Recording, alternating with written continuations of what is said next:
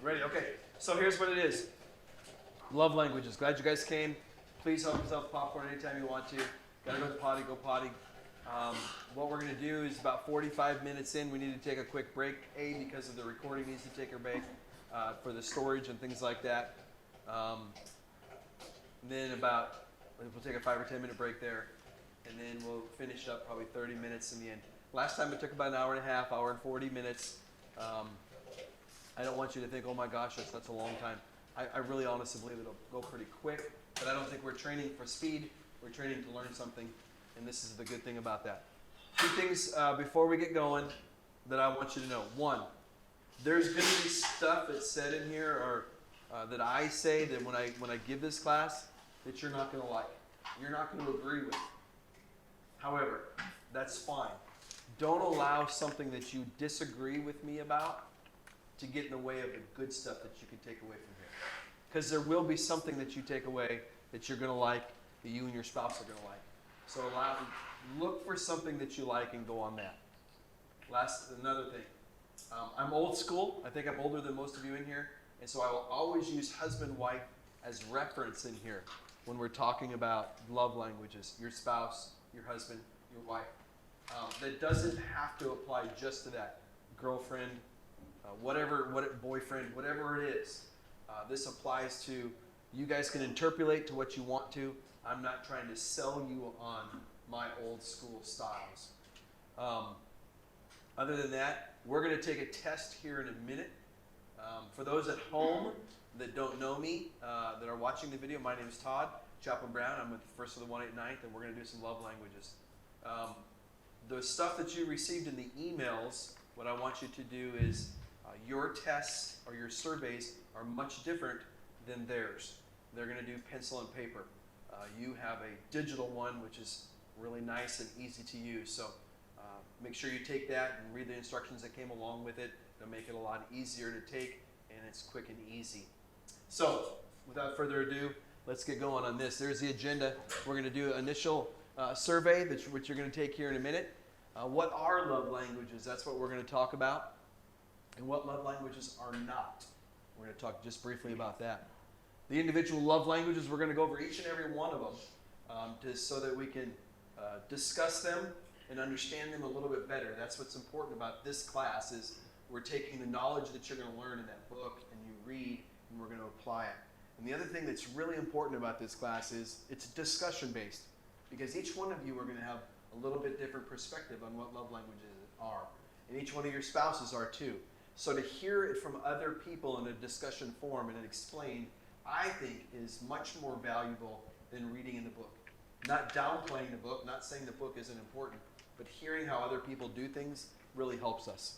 We're going to have a question and answer period, which will really kind of be throughout the whole process of this class. And so then the very end, you're going to take another survey. Why are you taking 2 surveys? Really, the first survey, who in here has taken love languages before? A couple, 3 people. Okay, so you're going to take this survey, and you're going to answer it. And then you're going to learn about what the love languages are. It's almost like you're taking a test before you learn the knowledge. And then you're going to learn the knowledge, you're going to learn the information about what love languages are, and you're going to take another test now that you have the knowledge of what they really are. So that you can, the goal is the last test that you take, you're being as boldly honest as you can possibly be so that you can narrow it down to that understanding of what your love language is. Okay? So what we're going to do is I'm going to pass out this survey for those at home. If you're watching this and you're following along, because they also have the PowerPoint, I would encourage you to take your first quiz as well. So here we go. You can pause it if you want, Jack. So hold on to that for just a second. I'm going to get them passed out, and then I will give you a little brief explanation of what we're.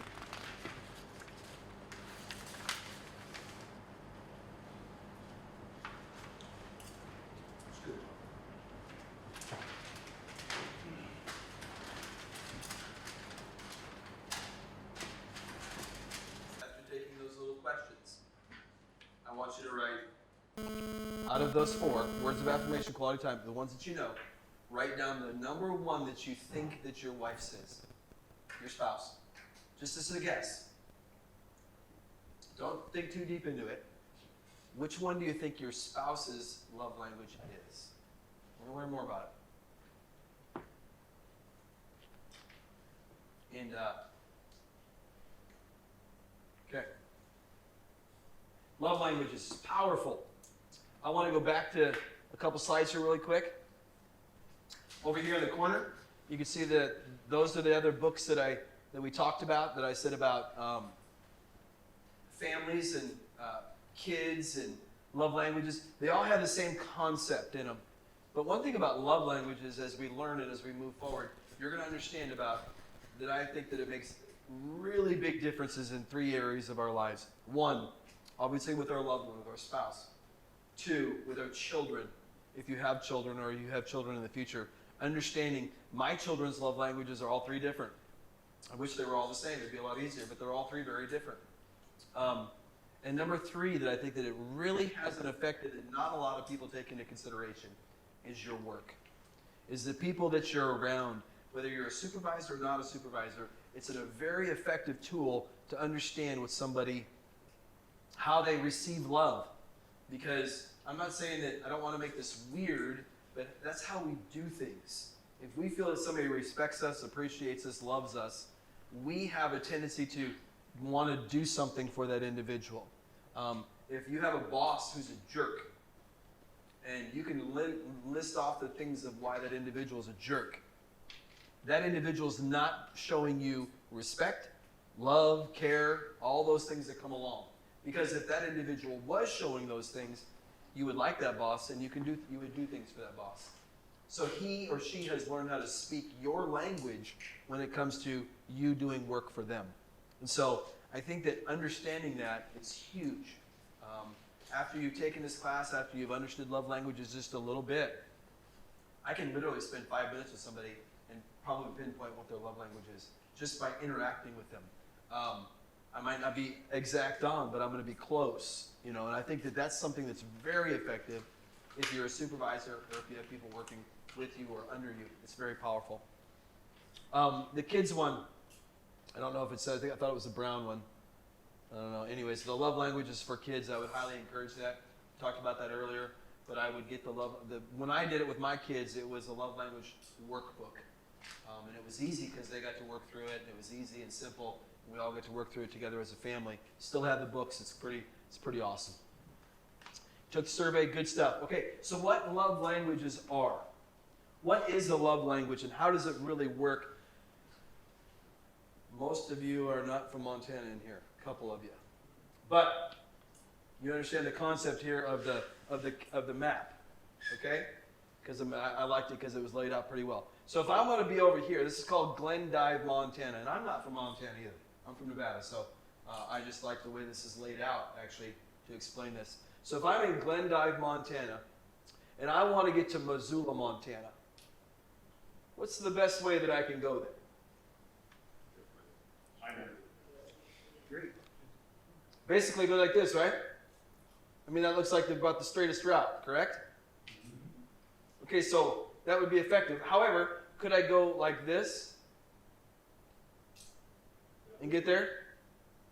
I could, right? Wouldn't be as effective, but I could get there. Okay, well, so if I decided to go down here and down up, you get the point. There's many different ways that I can get to Missoula.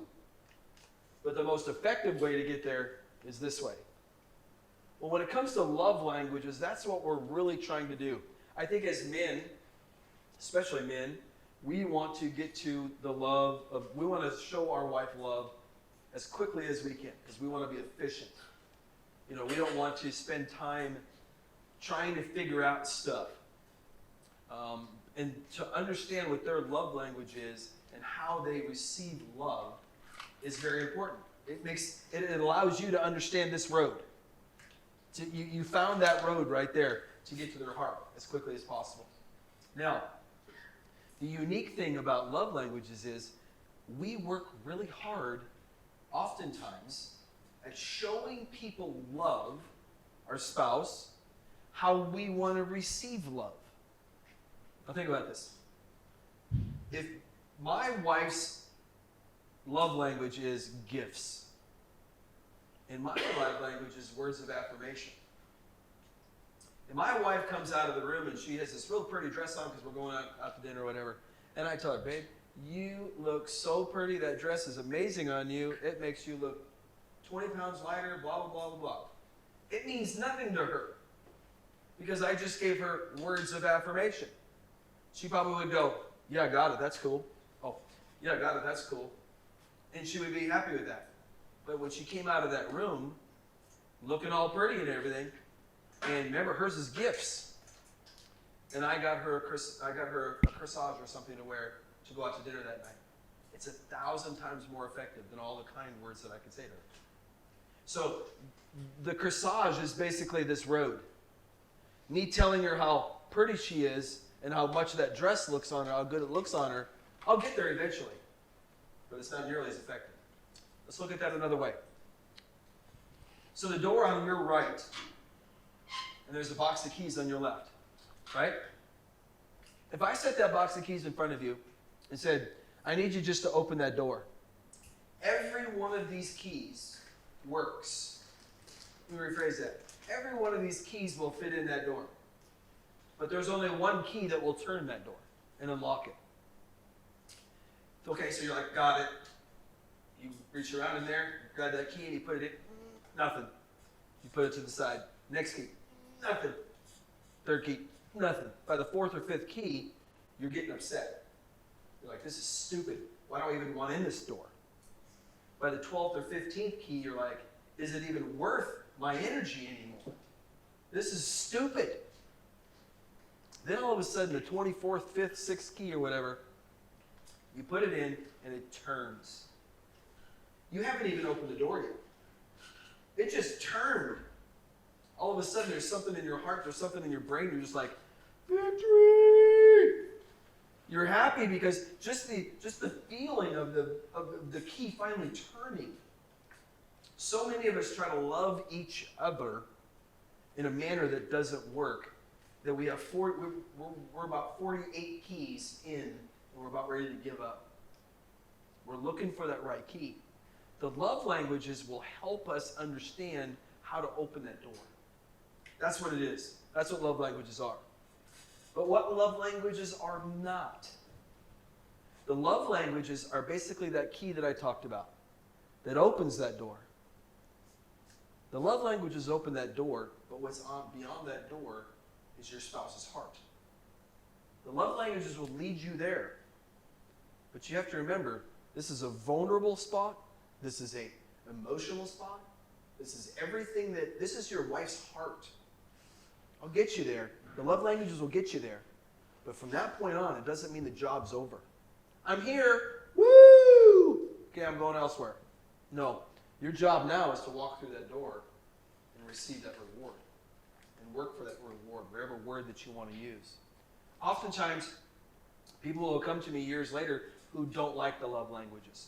Oh, love languages suck. They're horrible. They're dumb. We won't ever do those. Because that person opened the door and did nothing more. They were so happy with the key finally turning that they left it at that. They didn't move beyond that moment and learn how to love their spouse, learn how to use those love language tools to work to grow in their relationship. So that's what we're going to learn today. You're going to learn that in your book. You're going to read that book. I highly encourage you to read that book. I don't have a lot of them. So if you're like, hey, you know what, I'm not going to ever read this book after this class because it's dumb or I don't need it or whatever, give it back to me. I can give it to the next class members because I only got about 12 or 15 of them left. So, here's something that I want to explain about love languages. Love languages can and will shift with seasons of life. I think you're a perfect study, Russ, because you said I took it a long time ago, and it's changed a little bit on this test. And I think that this will be a testimony of how things change. So think about this, a season of life. During the dating and courting phases of life. You're not even married yet, but you're young and you're excited, and you meet somebody. Maybe you're going to marry him, maybe you're not going to marry him.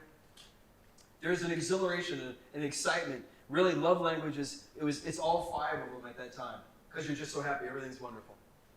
You would score equal on all 5 of them because things are looking good. You're excited. Well, all of a sudden, you move to that one. You move to marriage. And it's still exciting, but yet you've changed a little bit. You've gotten to know each other just a skosh better. And you know that she likes this and he likes that. And you're enjoying each other. Not that later on in life you won't enjoy each other. But there's just this excitement. And so those love languages don't necessarily play a part in your life. Why? Because you're still exploring one another. And she may like this and he may like that. And seasons of life continue. The next season of life, here comes the baby. All of a sudden, maybe in these last two seasons of life, over in here, maybe physical touch was a pretty big one for both of you. Maybe quality time was a big one because you couldn't see each other separated from one another. That was how you showed love to one another. That's how you would associate it. Then all of a sudden, this little guy comes into life. Now you got babies. Man, things change. Whereas that physical touch, maybe anymore, that probably ain't happened as often as maybe each of you would want it to happen. So things start shifting. All of a sudden, there's all this work that goes into having a baby and raising a family. All of a sudden, quality time is your favorite love language. Goodness gracious, because you don't have any. Or maybe even more importantly, when you get to this season of life, when you got a whole bunch of little ones and they start to get older, maybe during that season of life, acts of service is super important to you because you're so wore out and tired. Just mom or you taking the kids or mom taking the kids or doing whatever, or you getting to go fishing for an afternoon because your wife is doing acts of service for you and you taking care of all the responsibilities and you're just like, oh God, she loves me so much. Or you come home from work and babe, just go do your thing for the next couple hours, go to the spa, go to do whatever, and you take care of the kids and you do your thing. That's quality. I mean, that's acts of service. You're taking care of the kids.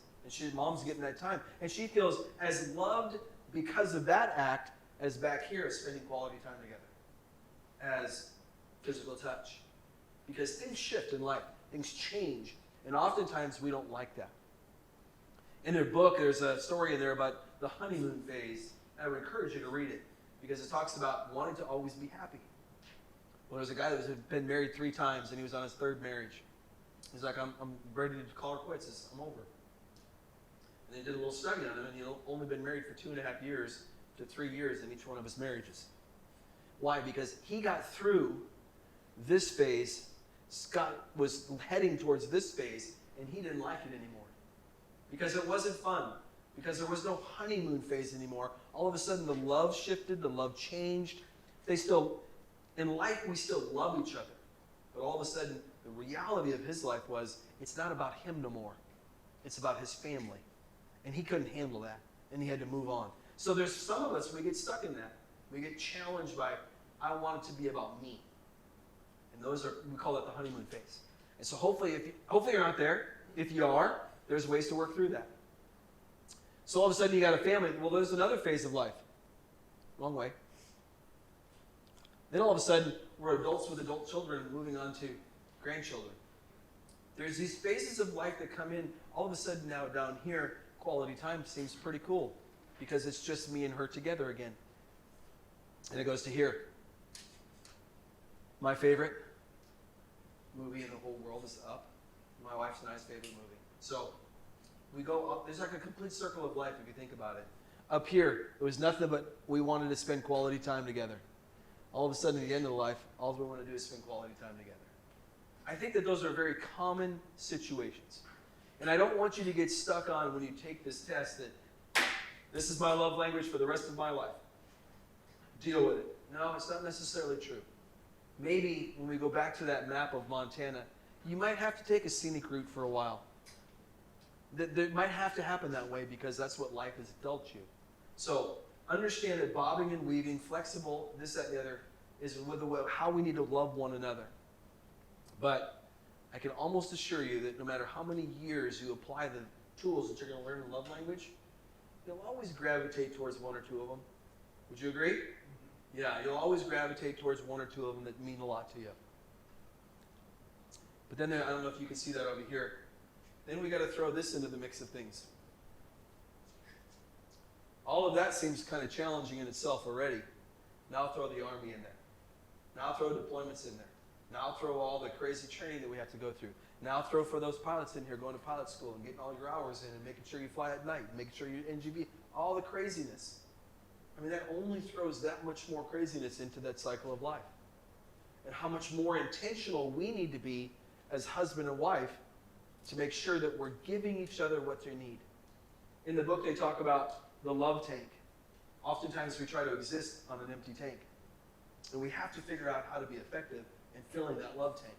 Whether it's routine that we do it, whether we put it on the calendar, whether we figure out how to be intentional about filling that love tank, we have to do that. Because you can only run so long on an empty tank. And then it's over. And then it's figuring out how you're going to recover from that point. So my encouragement is to you this. Love languages go through seasons. Life goes through seasons. Understand that you can flex. You need to be flexible when it comes to these things here. Now, there is a sixth love language that he didn't mention. This is the one that Todd mentions, Chaplain Brown mentions, that I think is every single person on the planet has this one love language. Tell me if you agree.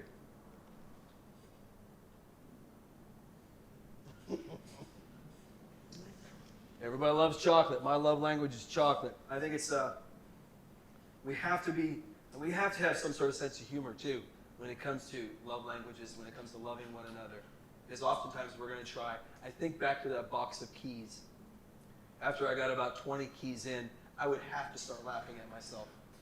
Because why am I so frustrated at this stupid little key? I'm going to find it eventually. There's only 50 of them. We have to have some sort of sense of humor as we move through it.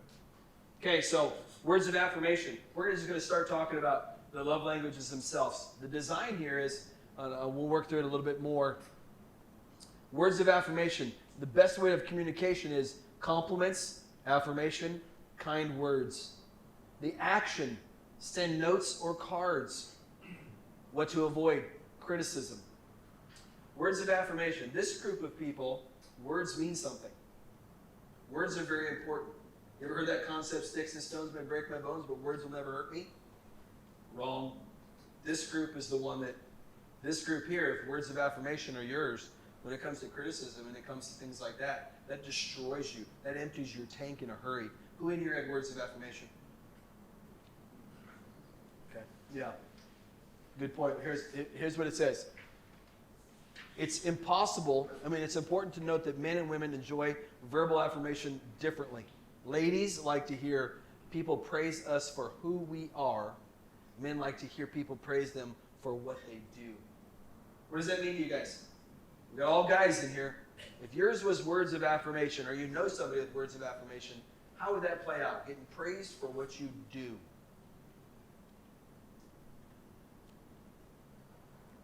Come on. So you might go back home, I put in a new floor in the house and it turned out really well, and the wife really did not like it, so even though there was a few screw-ups that I noticed, to her it was wonderful. So It made you feel good because she appreciated you for what you did. Huge. What else? Words of affirmation. If the boss tells you you did a good job at work, how important is that? It's huge. Because that's what you do. You go to work each and every day. If your children tell you they appreciate the playset that you built, huge. Because it's what we do. It's about taking care of. Whereas a wife, it's all about who she is. She's a good mom. She loves well. She does well. I'm not trying to stereotype. I'm just trying to give generalities. What's the next one here? Just a simple I love you, while nice, doesn't always cut it. Generally, people who are inclined towards words of affirmation are looking for specific and personalized messages. They want to hear the why you love them and how you love them. Years ago, I've been married maybe a couple years at most. And I just said to my wife, and I'll never forget it, I said to my wife, babe, I love you so much. And I thought, here comes some praise for me, because I just told her I love you, so here comes my way. And she responded with this, well, why do you love me? I thought, what? What are you talking about? Tilt. I never ever thought about that. What a confusing question for a young love to be like, well, it's because I love you. Well, no, why do you love me? It's a tough question to answer. And guess what? For those people who are words of affirmation, they want to know. Just a simple I love you doesn't work. Just a simple, hey, you did a great job. I mean, it'll give a little bit of gas in that tank, but explaining why it was so good is very important to them. Now, you said words of affirmation. Who had words of affirmation as number 2? Three of them. So tell me what in your mind works for you for words of affirmation. Maybe you can say the things I mentioned, like you said, good hard work, doing the floor. I'm going to say projects appreciated. What else? What else is words of affirmation? Tell me how. Tell me how. How proud. How proud they are of you. Yeah.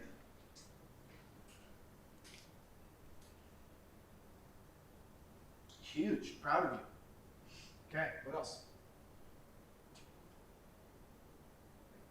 Not contradicting what I say. When I say something and not immediately say no, it isn't.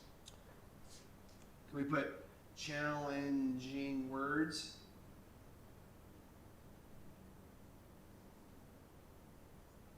No, I don't want to put my way works.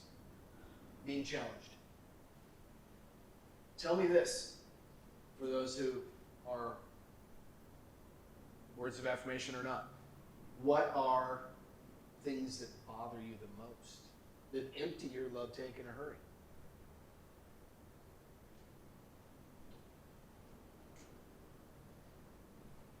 Criticism. Yeah. That's a big one. I mean, that's an encompassing thing. Go ahead, anytime. I was just saying, I'm a man, so I've been criticized many times by my lover. But the approach, I think, is important on that because I can take criticism, Okay. but the approach can be. Yeah, it's not exactly. It's not what you say; it's the way that you say it is more important. Because if I screw something up, I want to know so I can fix it. Yep. If I fix it, I want to fix it. Yep. But especially people with words of affirmation. You can't come up, if you're a coworker, we're going to shift gears from it. If your boss comes up and your words of affirmation, your love language is words of affirmation, the boss comes up and says, this is jacked up, fix it, you're a turd bucket. You're out. I mean, you're just like, man, my love tank has been emptied in a hurry. But if the boss comes up and says, hey, you know what, that's not what I was thinking. I appreciate your hard work on that, but it needs to be A, B, and C, and you have an A, C, and B, so let's go ahead and get that squared away so we can get this operation moving forward. The approach. All of a sudden, you don't feel defeated. You feel almost a sense of love because that individual took the time to tell you what you did wrong. Does that make sense? Words of affirmation are huge. Thank you for sharing. The approach is a huge one. Besides approach or criticism, what else would you guys put in there?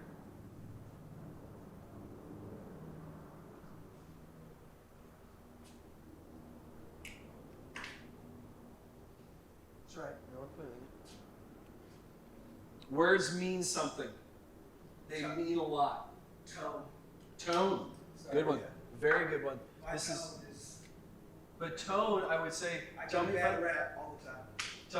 Tell me if I'm right or wrong here. I don't care either way. Tone could be on both sides of this. I'm going to say that this is the bad and this is the good. Yes. That make you feel loved. I could write out empty tank, full tank, all that, bad, good. Tone could be on both sides. Agree or disagree? There's something about my wife's voice, because I like words of affirmation too. I'm a firm believer that we feel love in all of them. Kind of like back to that Montana nap. That's why I like it so well. We're going to get to Missoula in one way or another. And I kind of feel love in all of them. But if my wife comes and shares with me how good I did something, I could just tell that there's a different tone in her voice. And it's just soothing and it's comforting. And I know when she's mad or upset, and I have maybe done something I shouldn't have done, maybe I've hurt her heart, and the tone that she uses towards me is definitely just the tone in itself can hurt. Does that make sense? Okay. I think a big part of that is just sincerity. Sincerity. True. somebody can tell you that you're doing a good job all day long, and whether you believe they're being sincere or not has a big, big portion. Yep. Truth, honesty, integrity, all that good stuff comes along with those. Huge ones. Words of affirmation examples. You guys just gave them to me. Here's some ideas that I've come up with, and this was: leave them a sticky note on the bottom bathroom mirror saying "I love you." Challenge of that is they might say, "Why do you love me?" at the end of the day. So you better be careful. You better be ready. Compliment a project they've recently finished. Right up the alleys. Send them a letter in the mail telling them you appreciate them. There's one. How many of you, because words of affirmation I think that we all appreciate, how many of you have taken time, don't have to raise your hand, how many of you have taken time and sent your loved ones letters back home? This is a great opportunity to tell them how proud of you are, because you're in an emotional state just by being away from them. This is a great opportunity to tell them you love them. This is a great opportunity for them to hear that from you and to be able to save those letters for years to come. Share something nice that they did on Facebook or Instagram. It's a new day and age. That's cool stuff to do. Give them a phone call just to say how much you love them. Give them a confidence in the future endeavors. I think that for me, this is a big one. Give them confidence in future endeavors. Because sometimes I'm going to make decisions that are really bad. Sometimes I'm going to come up with ideas that are really bad. And she's going to use her tone, her approach, and all of that stuff to help me feel love still, but let me know that I'm wrong and it's jacked up, but I won't feel defeated at the same time. So that's words of affirmation. Very important, the why. Oftentimes they want to know the why. Why do you love me? Why do you appreciate me? Why are you proud of me? We can't just say those words, especially if your children are words of affirmation. You sure did a good job. Well, why did I do a good job?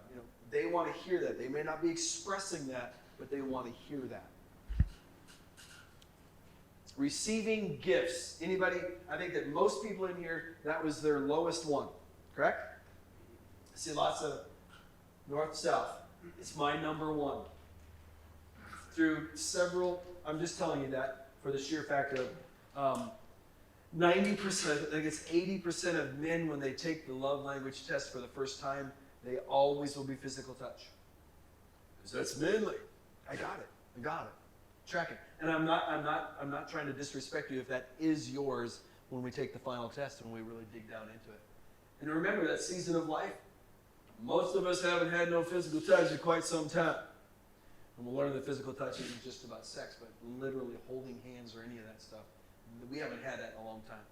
So it makes sense why that would be, remember, the seasons of life change.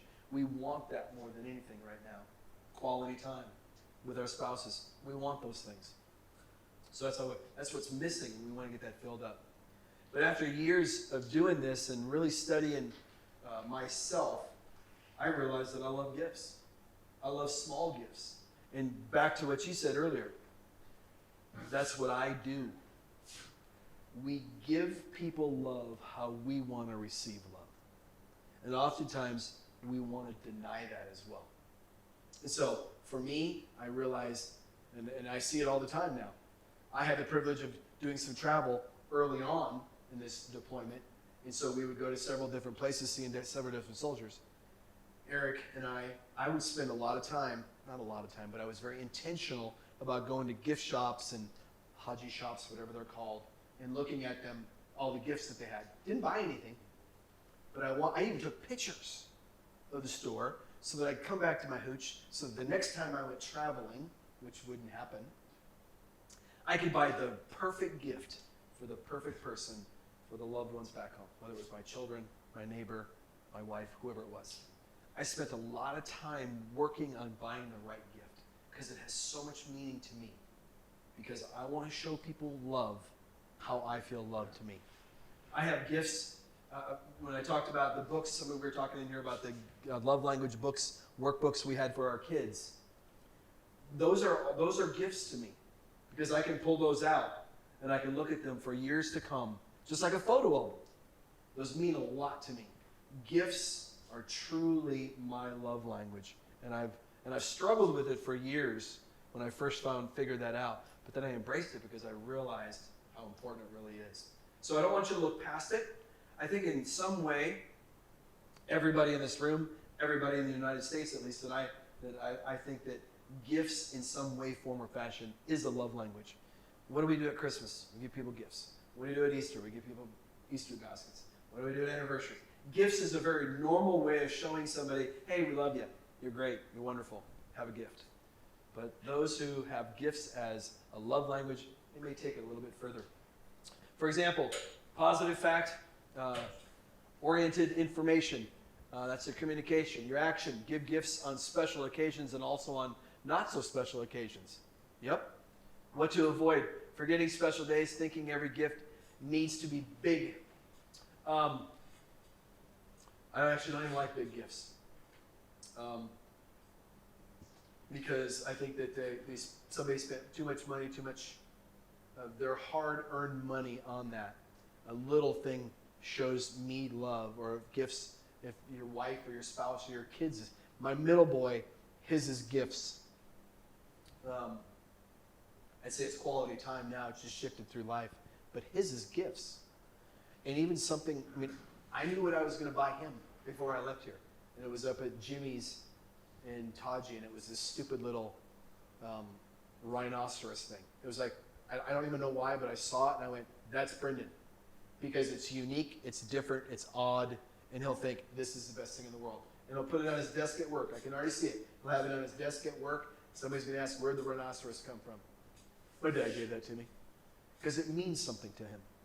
Gifts are important to him. People who want to receive gifts as a sign of love are not materialistic. They want thoughtful gifts that indicate their loved one has been listening to them and thinking of them throughout the day. This can be done in many different ways, but what matters most is the thought behind the gift. Here's one that kills me. As a guy that gifts is my love language. And I'm sure that we're all guilty of it. Please don't raise your hand. But we got that gift last minute. We didn't take time to wrap it. We threw it inside of a Walmart bag. Or we threw it inside of a paper bag. Put a couple staples on it and gave it to somebody. Okay, I get it. We've all done it. But for those who have our gifts as their love language, you basically just said, hey, you mean nothing to me. You mean so little to me that I'm going to do absolute least best thing I can do to you by minimizing a gift. And so I'm not trying to make fun of it. I've done it myself. Don't get me wrong. But just remember that when we're trying to show somebody love, if their love language is gifts, something little like that could really go south. And you could have the wrong keys for a long time to try to open that door. Oh, I thought I had more there. I guess not. Receiving gifts some examples. I just gave you some good examples. Let's see what they said. Buy them concert tickets when they have their favorite band in town. That's a gift. That's kind of a cool one, though, too, if you think about it. Because if yours is, quality time. You want to spend quality time with your spouse. And hers is gifts. You buy tickets, man, you're both, boom, boom, 2 birds with 1 stone. Having a good time at a concert. After a trip, bring home a souvenir or trinket that made you think of them. Huge. Order their favorite childhood candy or snack, bonus points. If it's a regional treat or something that you have seen since it was discontinued. Bring them their favorite flowers just because. Buy them something they've been wanting for a while. Send them a surprise package at work. Sign them up for a class they've been wanting to take. For those of you who think, well, that's kind of weird. Why would you sign somebody up for a class you didn't even get them permission? Chances are people who are their love language or gifts, they're going to sacrifice a lot of things for themselves so that they can give others gifts. Even as much as that, thinking about a class. A mom, a dad, somebody with that would send their child to that arts and crafts class first because the budget wouldn't allow for them both to go, even though mom or whoever it is wants to go really, really bad, and the kid would say just once, I think that would be great, I want to go. They would send that kid first because that would mean that they was giving them a gift. Is it time? Okay. We got to take a break. My bad. So we're going to come back in a few minutes. If you guys want to use the restrooms or whatever, stand up, stretch, get some more popcorn. Take a 5-minute break. For those of you understand that if your spouse is that, to be serious about it. But I would assume, and I think it's a safe assumption, that most of your children are going to be like that. Gifts mean something to them. So think that through. Quality time. Who had quality time? 1, 2, 2, 3, 4. Yep, quality time is a big one. I will ask you guys, why do you think it's so big right now in season of life? Because I can't spend any time with Yep, because you can't spend any time with her. Quality time, no. I will say that 5 years ago, before the video phone calls and stuff, man, it was really hard. But now at least you can see somebody. I've actually talked with several soldiers about how they are struggling because their spouses back home, they're not talking as long to their spouses at home over the past month, 2 months, whatever it's been, that it seems like their conversations are getting shorter. And I says, well, why are they shorter? And basically, long story short is the spouse at home, hey, they got stuff to do. They got a life to live. They got jobs, responsibilities, dogs, kids, all that stuff. And what do we have to do in the evenings? Most of us. What do we have to do in the evening? binge watch. That's all we got. Stare at the bottom of the mattress. Yeah, and so for us to sit there and talk to our spouse, especially if it's quality time, sit there and talk for 2 hours at a time. I'm not saying that's bad or good. Sit there and talk for 2 hours at a time. We have to realize that you have to have realistic expectations. And so understanding that for them to give up 2 hours of their day, if they got kids, jobs, you go on, you can make the list. Come on, let's get real here. But then come to find out that the kids, the young men that I'm talking to, most of them's love language is quality time. And so it makes sense. I know a lot of time, every single day is the same, so there's nothing to tell. Yep. Nothing to tell them. But we just, especially, that's a very good point, Jack, and that is, there's even nothing to tell them, but we still want to be there with them. I mean, I'm guilty of it too. My wife has set the phone facing the backyard, which we have a really pretty backyard, lots of flowers and stuff, and she's sitting at the table drinking a cup of coffee. I'm not even looking at her, but I'm feeling like I can hear her drinking coffee. I can hear the birds chirping. It feels nice. It's quality time, just together. But when she says to me, hey, I got to go, I got stuff to do, I got to understand that that's life. Yeah, I have the next 3 hours to go. Oh, God. I'm going nuts here.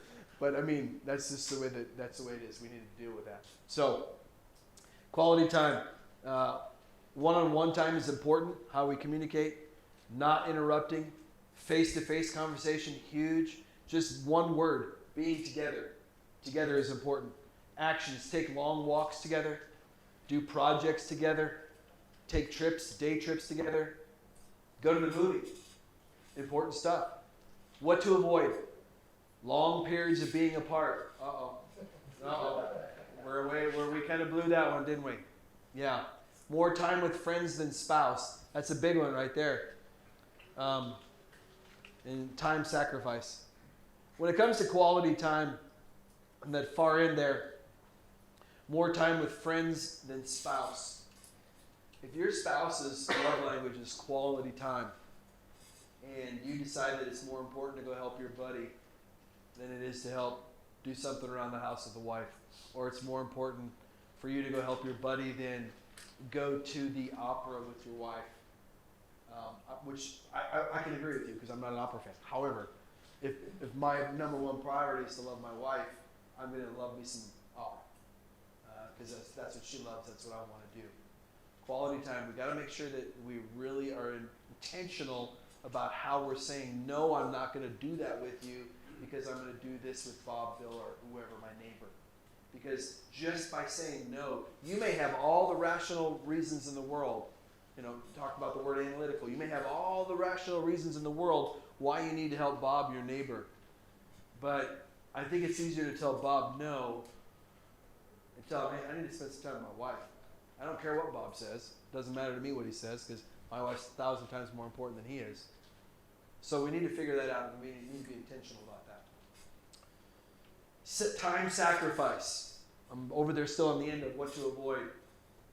If your spouse's love language is quality time, and you decide to do something, I'm going to do this. Subconsciously, you say to yourself, I'm going to take this 1 hour, and we're going to sit down and we're going to watch this show on the couch, and we're just going to spend some quality time together.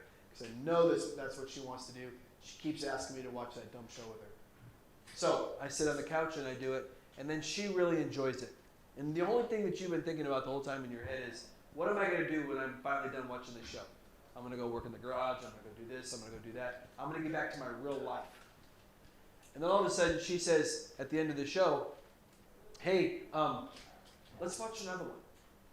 And then you say something to the effect of, babe, I've already given you this time. What do you expect me to do? So all of a sudden it's a sacrifice to give her love. So we need to be really intentional about how we're using our words. I would actually, in my situation or that scenario that I gave you, I would not even think that using the words is not the problem. If in your brain and in your heart you cannot wait to get done showing your wife love, you need to come make an appointment with me because we need to talk about some deeper things. But words are important. Your quality timer may not want to be the life of the party, but he or she does want to be the life of your party. Yeah, that's a good saying right there. Differentiating what quality time looks like to each partner can be very helpful in keeping realistic expectation when planning to spend time together. Huge. Remember the keys? Maybe you found one that you can almost wiggle and you almost got it to work just right. Well, two things. One, it may change. And two, you could put all of this work and effort into what quality time you think is, but your wife doesn't think that that's quality time in any way, shape, or form. Then all of a sudden you're both upset. You're upset because you've tried to figure it out. She's upset because she's not getting what she wants. I mean, that's a concoction for fail, period. So understanding and having a good conversation with your quality timer to understand what quality time is very important. Because there's nothing worse than continuing to find a key that doesn't work. But when you find a key that works, man, it makes everything that much nicer. So continue to have that conversation, open conversation with your spouse about what quality time is. What are some who has quality time? Okay, you guys are going to have plenty of examples. Give me some examples. What are some examples of quality time? Going out dancing. Say it again. Going out dancing. Dancing. Love it. So I'm going to do the same thing. I'm going to write bad, and I'm going to write good. So we're going to go out dancing. Okay. Camping. Okay, what else? Just being alone with her. Being alone. Okay? Horseback riding. Okay. Dirt bike. No, road. Okay. Say again. Cribbage. Okay. I'm just gonna say games. Board games with friends. Yeah, board games. Okay, I'll put games. I hope that's good. Yeah. Because why? Because you're sitting across from one another, just hanging out. Love it. We used to not have it. My wife and I, it wasn't really quality time. Our kids are gone now. We have an empty house. I don't know if there's anything we enjoy doing more than just sitting there building a puzzle, playing a card game. It was fun until I started smoking her every game, and then all of a sudden she got mad and angry. I'm kidding. Games are fun. What else? What else? Okay, so you guys got some really good ones. Tell me some bad things. If you're a quality timer, what drains your love tank? What tears at your heart? Distractions. Working late? So we're probably number one. Yeah, Working late. I agree. Okay. Okay, so Not doing the thing we were going to do, having to reschedule. reschedule. Love it. Distractions like cell phones or radio stations. Okay. Yes. Okay. Joey. Yeah, amen. The army. Is that an option? Yes, I'm gonna put it even in big letters. What else? Anything? Let's see. Sharing Explain that a little bit more. So when I'm with someone I care about, we try to do things we both have interest in, but if it feels very one-sided, constantly over and over and over, it becomes Got it. more distracting. One-sided. I got you now.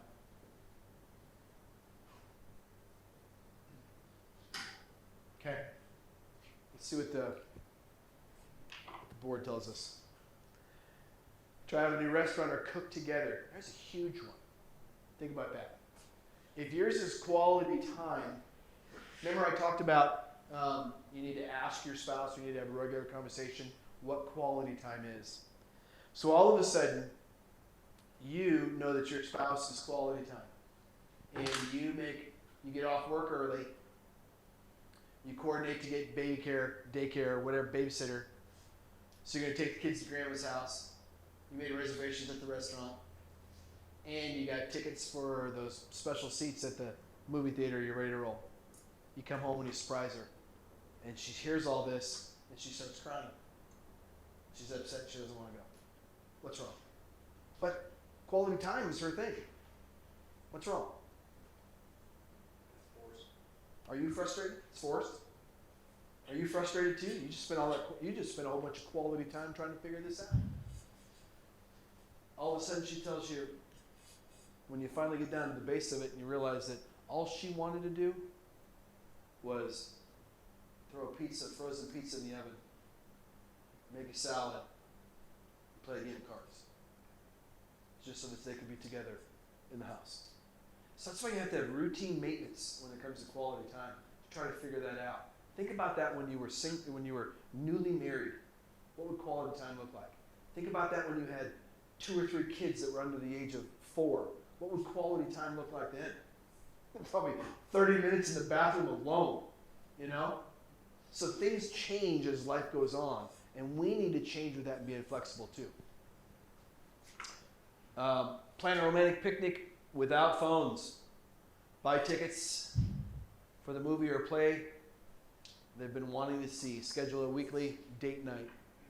Take the kids to grandma and grandpa's for the day and leave. Don't stay. It's very easy to stay there and hang out with the kids, hang out with grandpa and grandma because it's easy. Now you can just chill. Make a plan to go to the garage sales together. Follow with brunch. I mean, we don't have to be super. I think that you guys got that, especially when you gave me the examples of playing cards and board games. We don't have to be elaborate. However, maybe once in a while elaborate would be good. The bottom one is one of my wife and I's favorite. Just go garage sale. Let's get up early and just go driving around, look for junk that we don't need, buy it, and then go eat a really bad breakfast and come home and take a nap. I mean, that sounds like a good day right there. Yeah. Yeah, it's huge. So for routine maintenance, I guess I didn't even look at it that way, but we really try to have like a bedtime for the kids, a reasonable bedtime, whether it's 7:30 for our little ones, 8:30 for our oldest. So then, even if it's just for an hour, we can just sit down and whoever eats, we can watch a show, or just have That's what I a do. whiskey and talk. We do have a set bedtime, and it's regimented. Yep. It's not for them, it's more for us. Yeah. 100%. Good stuff. Quality time. Routine maintenance. Got to do it. Acts of service. Acts of service. The communication there. Who's acts of service in here? One. Okay. I would bet a nickel that most of your spouses are acts of service is very high on the female chart as far as a percentage wise. Communication, action words like I can, I will, what else can I do? The actions to take are helping with the household chores, repair and maintenance, acts of kindness, and then what to avoid, ignoring spouse's request while helping others. Won't go well for you. If there's things that you need to fix, and it's not getting done, that's one thing that who's ever heard the nag wife or the nag person, the nagging person? Chances are if somebody's continuing to nag, their love language is acts of service because you're not fulfilling it. You're just trying to use the wrong key all the time. What does acts of service look like for a newlyweds? And what does acts of service look like for somebody that's married 10 years, 12 years? Give me some examples. Go ahead. For 10 years, something as simple as, hey, I took care of the laundry. Huge. I folded it and hung it up the right way. And your and your spouse is, and your spouse is gonna go, yes. Yep. And they're gonna feel good. But for the newlywed saying something like that, the spouse will go, oh. You know, you see, there's a huge difference between the two. There's such a fulfillment inside. What else? It's always the dishes. It's always the dishes, man. They build up so quickly, and the fact that I choose not to just help sometimes, I'm just like, what am I doing? I could actually be spending quality time helping my wife do the dishes, and it's an act of service that she would be like, ah, it's about damn time. Really good point. You know what? There's a lot of these things that we do with each other that all of a sudden we did 2 or 3 love languages all rolled up in one. So the thing is the last time we had this class, we had a really big discussion on, well, if I'm doing this, if I take my wife to dinner, is that an act of service? Because then she doesn't have to cook, because she's the main cooker of the household? Or is that a gift because that's her love language? So it could go many different ways. Hey, let's don't get wrapped up in the definitions of it. Get wrapped up in trying to give it to your loved one. Get wrapped up in trying to figure out that key.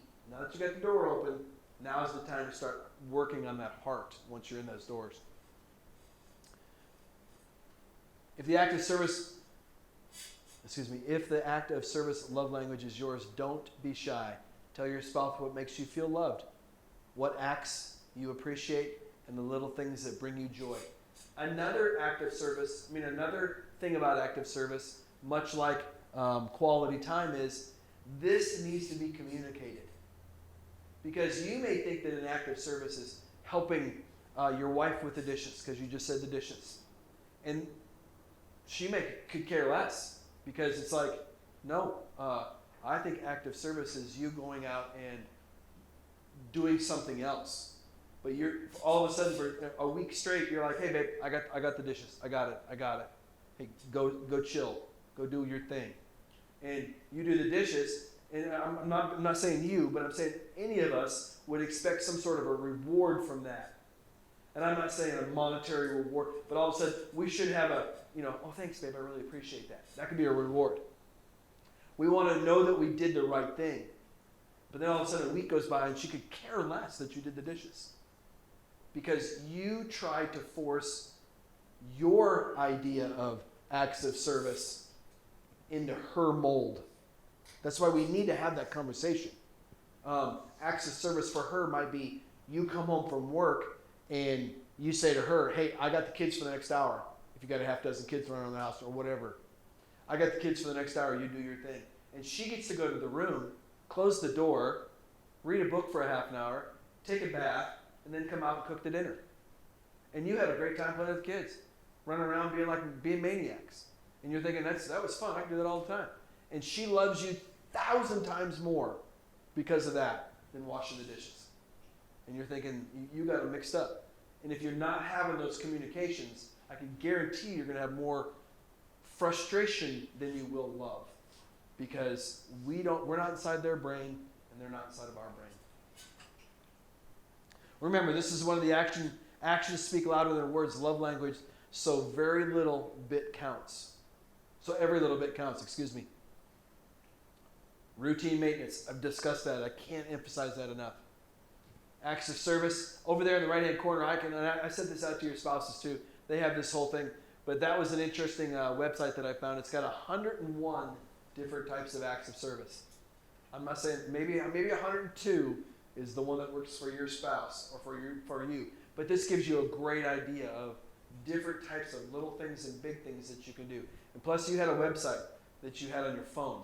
Oh, Does that give you ideas too? Yeah, this is, it's actually with the 5 love languages, it's called Love Nudge. And it's obviously in the book they start talking about the love tank. You talked Yep. about a little bit before. Yep. This will help you keep your love. It's like the love tank game, Oh, cool. and I it never will heard help of you keep your love tank, your partner's love tank full. You can choose to do things for your wife, and then your wife can move her little from 0 to 100 of how full her tank is. Oh, that's way cool. It's obviously a lot It's a easier to routine do maintenance.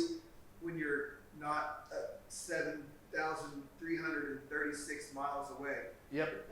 But it's Tulsa, by the way. Yep. But yeah, it's Is that how it's spelled? yeah. Hold on one second. Let me yeah.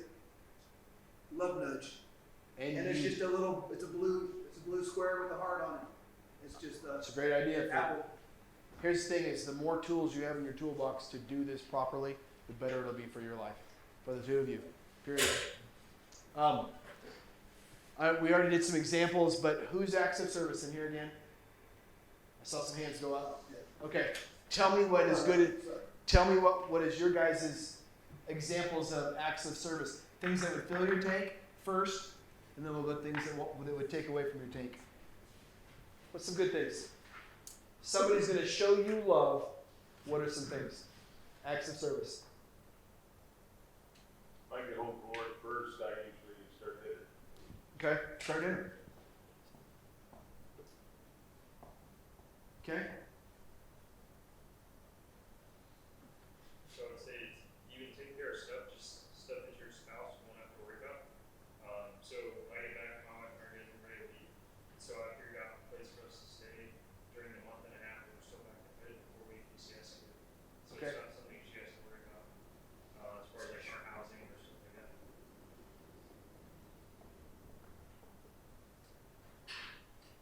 Help. I'm just going to put help out. I think that's a good one. It's not random large costs and things. Help Well, out. that's something similar. Car broke. I called, found friend to go work on it. Take care. Yep. She didn't have to go out and find mechanics she trusts and all that stuff. But if you can get there before, it's a lot easier, smooth it. Good stuff. What else?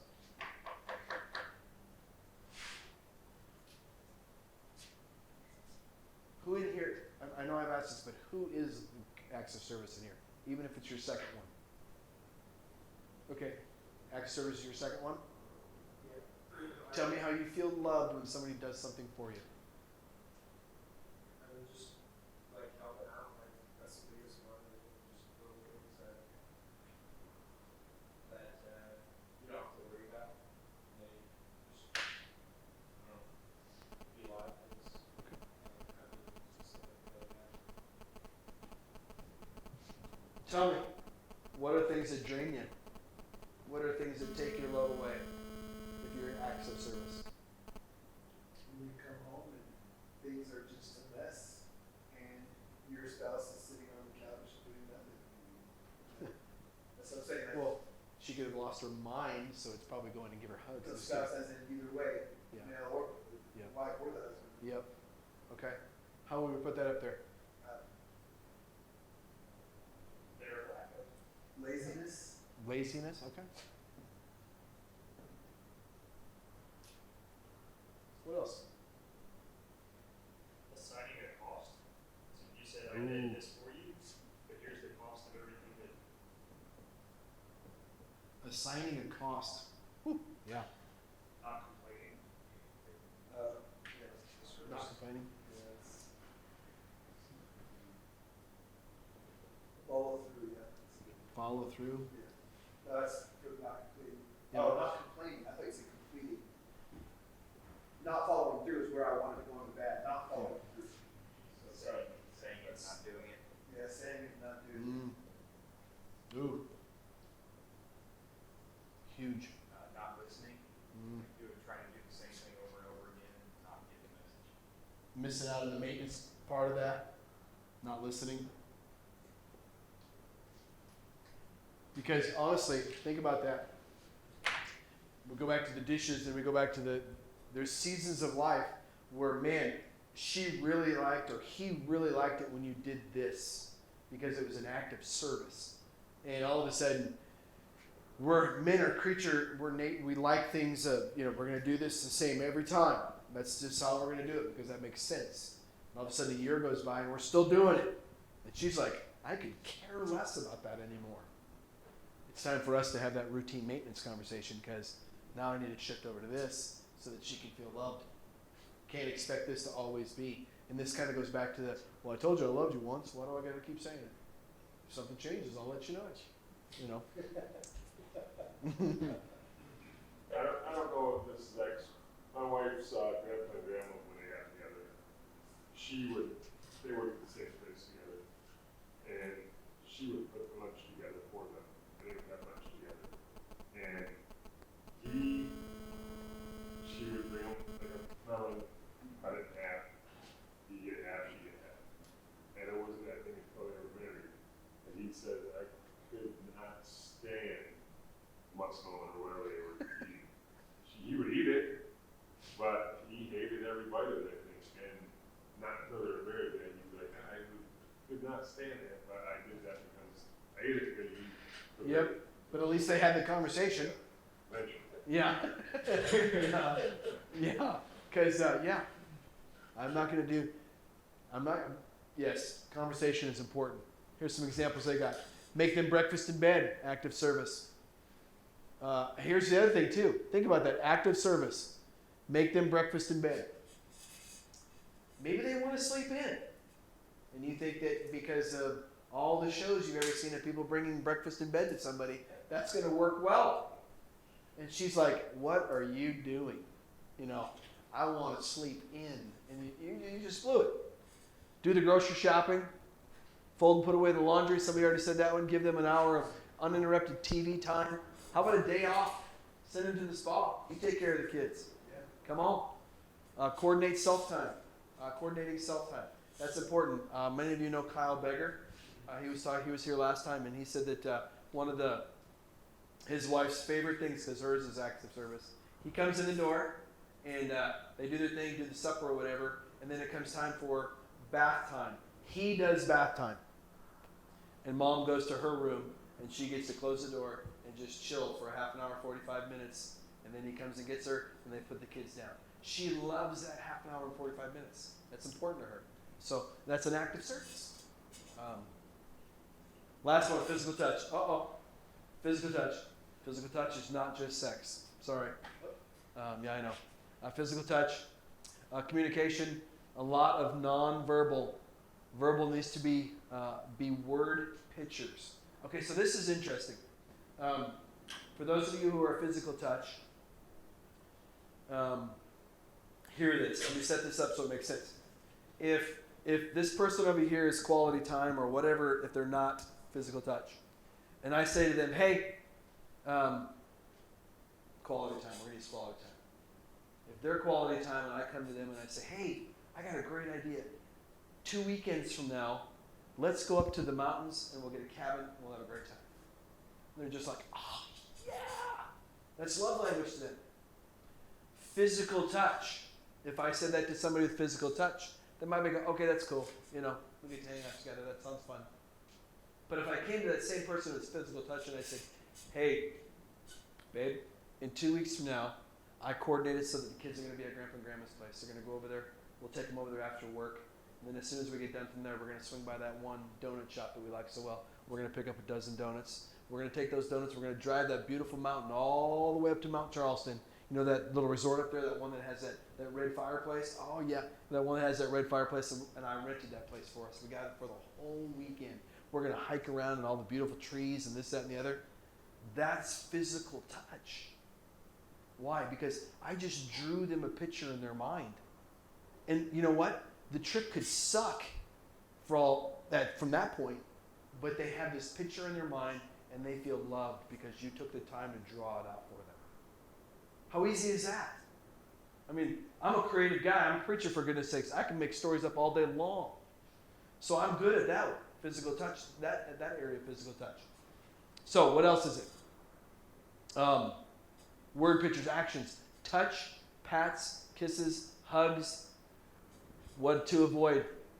Physical, negative, or abusive. Obviously, I think I don't think we need to even explain those. The physical touch can be a very negative and abusive thing, and we want to stay away from that. When someone communicates love in terms of physical touch, that does not mean they're always in mood for physical affection. Who's my physical touch guys out there? Yeah, a lot of them. Here's another example. In my house, this is how it's laid out. I want to show you this real quick. So you got a picture that me and my wife are sitting watching TV. Okay? So here's one couch. Here's the other couch. Here's the coffee table. Okay? There's my wife's legs. Here's my legs.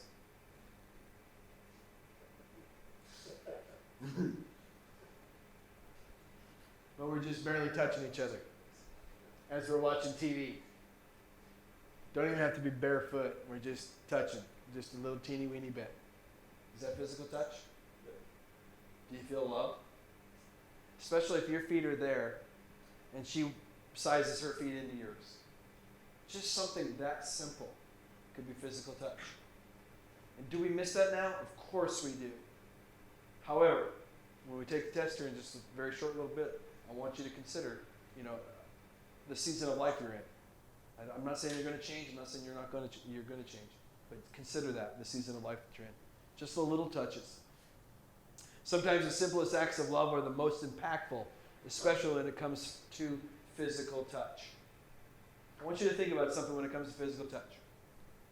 I think physical touch is something that, believe it or not, we don't utilize enough as professionals, as guys in the army, as dads, as whatever.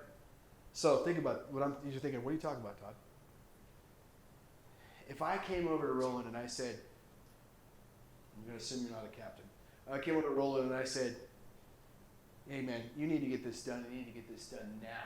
I don't care what you got going on. You need to get this done. Roland would be like, whatever. Todd's a jerk. But if I came over to Roland and I said, brother, I appreciate seeing you today. I really need you to get this done. Can you take care of that for me? No problem. I appreciate it. Off we go. I know that we're in a new army that we can't do those things as much as we used to. However, I think that we don't do them nearly as often as we should. Physical touch is a connection. And if that individual's love language is physical touch, man, we just built a connection that is really, really strong. I don't think that there's going to be any of you that have kids in here that one of their love languages is physical touch, especially when they're younger. It's very, very important. Okay? Physical touch is very strong. As a guy, it's tempting to immediately think of sex when you think of a physical touch. But when it comes to the love languages, there are a lot more physical touch than just sex. You guys, most of you guys raised your hand in this room, so we're going to do a good and a bad. So I want to hear it. Tell me some things in your world that make you feel loved for physical touch.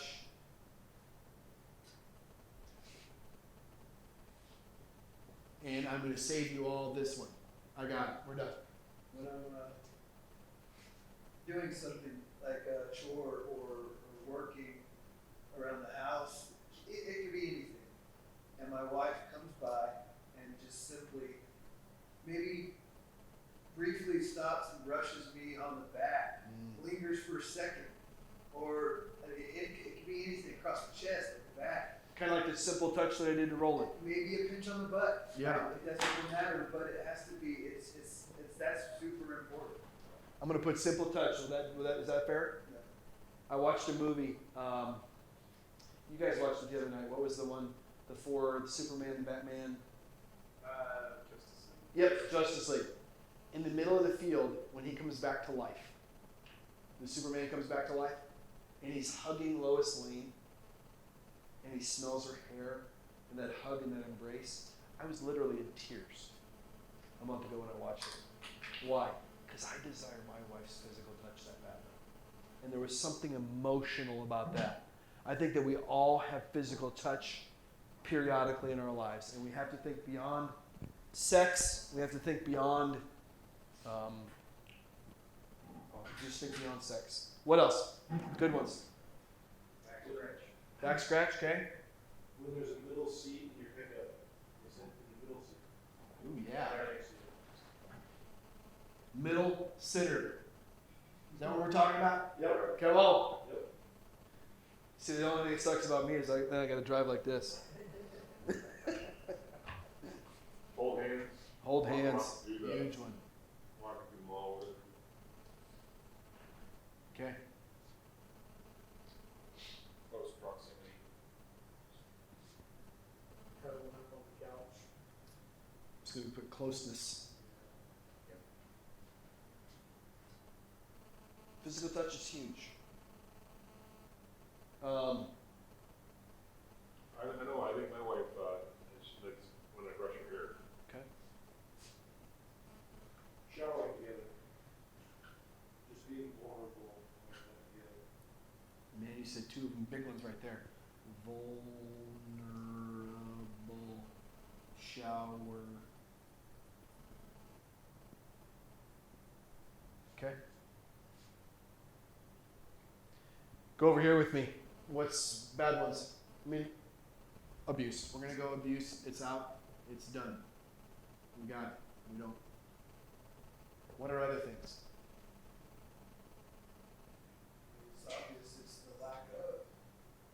I mean, If this you're- is one of the only ones of the love languages where you can truly, a good answer to that is the lack of these things. But the thing is, it goes to a certain extent. The reason why there's a lack of is because you might not be feeding her love language. You're not speaking her language, so she's not speaking yours, Come on. and both of you guys are in a rut. Rather than But this. it's silent. Yep. Because the no touching, I think a lot of us long-term married guys have maybe gone a week, and the lack of touching throughout the house because of something that was silent and wasn't talked about, and that right there can, without being addressed, it can just be devastating. Amen. Did a lot of marriage counseling over my years, and young couples will come in and they'll say, everything's awful or horrible, everything's, this is the worst ever in my life. And I'll ask them how many times they have slept in the spare bedroom. Never. We sleep together every night. You got some growing to do, because we love each other, our spouses, we love them, they love us. But there's times that we're so frustrated in that separation and that non-physical touch, getting apart from one another, sometimes can be healthy.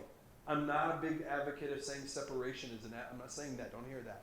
But sometimes when we're so angry, maybe it's time to sleep on the couch for the night or whatever, and revisit it in the morning. I don't know. But physical touch can be hard.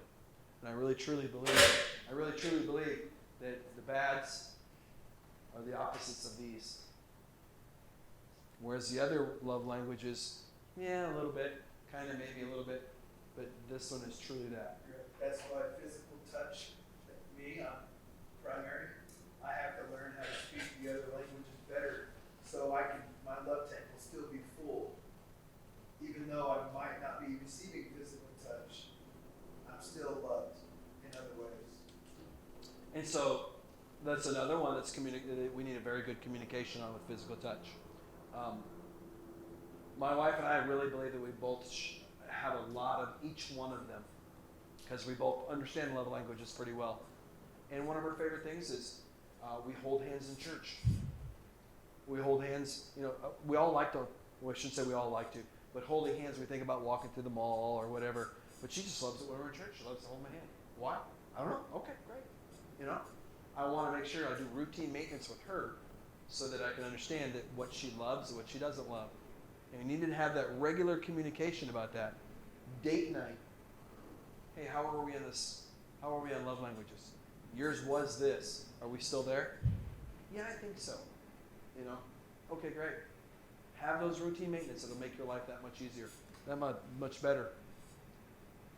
Physical touch examples, give them a back rub. We talked about that.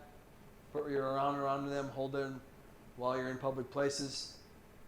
Give them a hug or kiss just because. Cuddle or snuggle up. on the couch and watch a movie. Take them out for the night of dancing, or dance in the living room alone. That's my favorite one. Because you're thinking, hey, let's go get her done. Let's go have a good time. Maybe she doesn't want to. Maybe she just wants to dance. Maybe she wants to put that frozen pizza in, make a salad, and do some dancing to Pandora on the radio. I don't know. Be intentional about showing affection. That's a big one. You have to be intentional. Love languages can change through time. Shift, I would say. We'll always be able to realize that there's a perfect route, or there's a best route to travel from this side of Montana to the other side of Montana. But generally you'll get there eventually. So in closing, I believe we express and receive love in all the languages. However, one or two of them will always speak louder to us. This isn't a one and done thing. I think for those of you who have taken the course before or read the book or whatever, and you don't have to say this to blow air up my skirt, but you probably learned something in this one that you didn't learn in the other ones. Would you agree? I did. Yeah. I think this is something that we always need to grow at. Encourage you to pursue a spiritual understanding of love. I'm a chaplain. I think it's very important to understand what love really means in a concept of spirituality and a concept of who God is. For my wife and I, it has taken us to a whole nother level of understanding what love is. Seek resources. Couldn't encourage you enough. It is actually a blast since I first started teaching this class, and now I can get on Google and I can type in my partner's love, don't put partner, my wife's love language is words of affirmation. How do I do that? Thousands of websites, thousands of stuff. And so you have new resources to be able to do those things. Love nudge, it's a good thing right there. And we're going to take the test again. So, I'm going to give you the test. I'm going to give you the same thing. But it's going to be blank and you're going to retake it again. Be honest. Even for the tough ones, if you're like, I can't decide between these two, take some time, think about them hard. Okay?